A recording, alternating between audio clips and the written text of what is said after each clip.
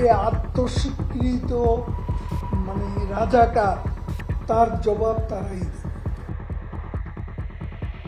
জুলাই বিপ্লবের রক্তস্নাত অধ্যায়ের প্রধান খলনায়ক হিসেবে সাবেক প্রধানমন্ত্রী শেখ হাসিনার মৃত্যুদণ্ডের রায়ের কালির রেশ কাটতে না কাটতেই আদালতের কাঠগড়ায় এবার ছায়া ফেলছে আরেক মাস্টারমাইন্ডের অবয়ব।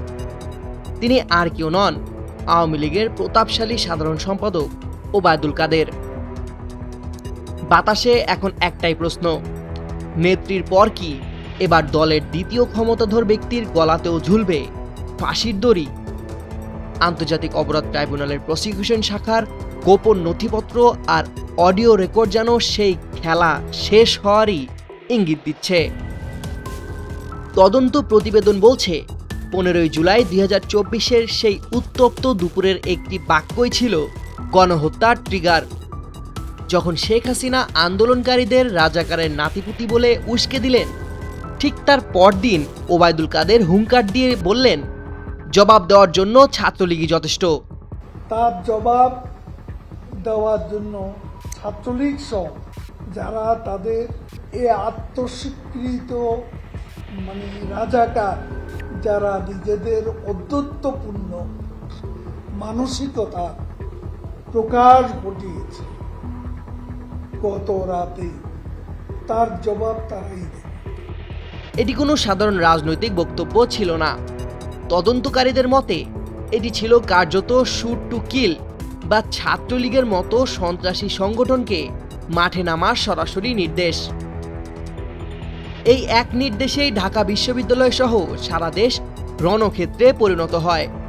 আহতদের হাসপাতালেও চিকিৎসা নিতে বাধা দেওয়ার মতো অমানবিক অভিযোগ এখন কাদেরের ঘাড়ে, যা মানবতা বিরোধী অপরাধের অন্যতম বড় দলিল। হাসিনার মতো ওবায়দুল কাদের উত্তেজিত ছিলেন না। প্রসিকিউশনের হাতে আসা অডিও রেকর্ড বলছে তিনি ছিলেন ধীরস্থির, ঠান্ডা মাথার এক ক্যালকুলেটিভ পরিকল্পনাকারী। ট্রাইব্যুনালের প্রসিকিউটর তানভীর হাসান জোহা যে ফুয়েল রহস্য উন্মোচন করেছেন তা শিউরে ওঠার মতো।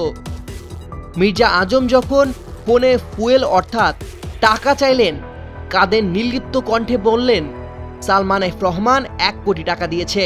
এই কথোপকথন প্রমাণ করে তিনি কেবল নির্দেশই দেননি, বরং মাঠ পর্যায়ে হত্যাযজ্ঞ চালানোর জন্য প্রয়োজনীয় অর্থের যোগানও নিশ্চিত করেছিলেন। এখন প্রশ্ন হলো, ওবায়দুল কাদেরের বিরুদ্ধে আনা অভিযোগগুলো কি তাকে ফাঁসির মঞ্চ পর্যন্ত নিয়ে যেতে পারে? আইনি বিশ্লেষণে এর উত্তর হচ্ছে হ্যাঁ, পারে।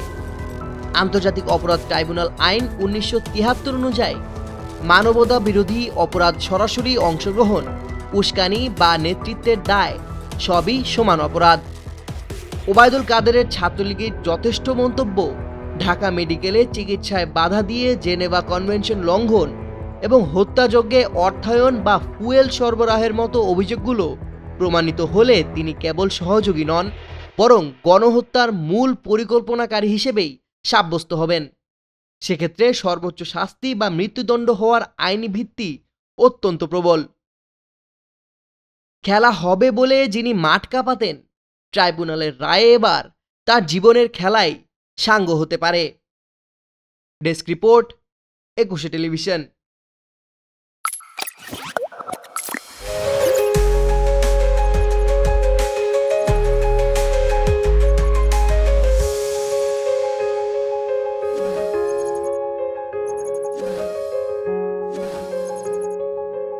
Yeah.